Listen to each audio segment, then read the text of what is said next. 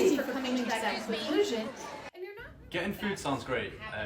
It depends what you're in the mood for. We can go for a few places downtown, but... More and more people today are starting to talk like ChatGPT. From the words we use to the way we think, we're all being shaped by AI. And if you don't know that yet, nowadays Gen Z keeps saying words like delve, underscore, and intricate. These are pretty academic words and used to be used very rarely, but now they're showing up way more, almost everywhere. Or have you noticed that we're starting to have more neutral opinions and fewer personal points of view? All of that is the impact that AI and technology are creating. So from a brain science perspective, what does this actually reflect? And to me, it's honestly kind of scary. On your Spotify list or your Netflix recommendation page, there are a lot of movies being suggested that look like they fit you really well. That's because they all use LLM models to personalize your experience. But then you realize you don't actually find them that good. Yeah, because they're recommended as something that should fit you. Instead of searching for a movie you personally like, you're limiting yourself to the movies Netflix's algorithm suggests. Yep, we are limiting ourselves through filter bubble algorithms. And according to the National Library of Medicine, this phenomenon is called cognitive offloading. Simply put, algorithms affect the choices you get to see. Today, we're not really watching movies because they fit our personal needs. We're watching them because they're recommended and seem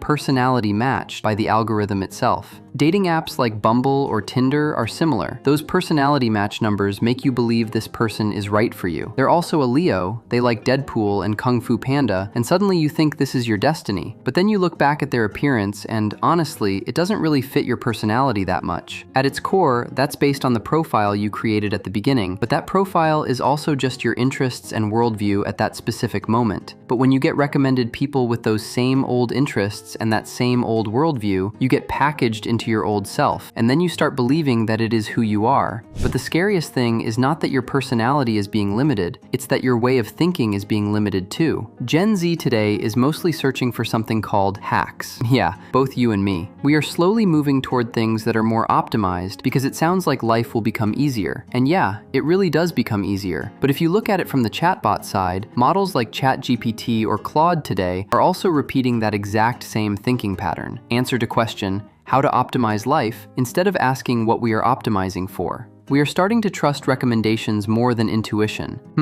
So how does this affect our neural pathways? According to a Nature article, neuroplasticity is gradually being affected by the impact of AI. We are relying on AI too much, so neural flexibility is slowly getting blurred because of the use it or lose it principle. And from what I understand, just from my personal opinion, if we don't use it, then in your children's generation, it may gradually become even more blurred because synapses become more sparse due to dependence on AI. The coordination of the brain's default mode network is becoming weaker and less synchronized. And then in a generation not too far from now, this continuous process may cause us to plateau in IQ and even decline. This is also called the reverse Flynn effect, even though we have much better facilities than people in the past. If you have any thoughts, feel free to comment below. But look at the reality of ourselves right now. Most of us are slowly having our style shaped by influencers' videos on TikTok. We copy how they dress and copy the lifestyles they show online, which may not even be how they actually live in real life. We are creating a copy of ourselves. The YouTube videos you watch are getting more and more strangely clean, aren't they? AI influencers are becoming more and more detailed, nothing like the AI Will Smith from 2022.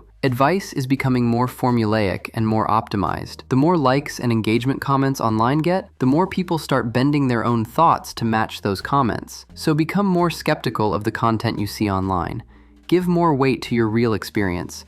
And if possible, in my opinion, throw those comments out of your head.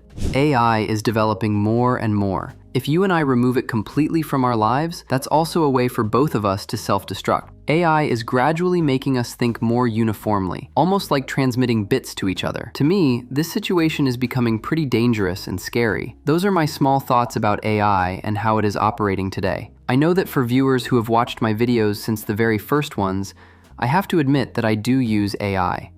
But right now, I mainly use it to find scientific materials for evidence and to build scientific perspectives, along with my own personal views. What about you? What do you think about this issue? Leave a comment and let me know if I got any scientific evidence wrong, or what topic you want me to make next. And if you're curious about why men are becoming lonelier and lonelier in this world, click the video on the right side of the screen. And this is Paw. Paw signing out. Stay sharp, stay weird.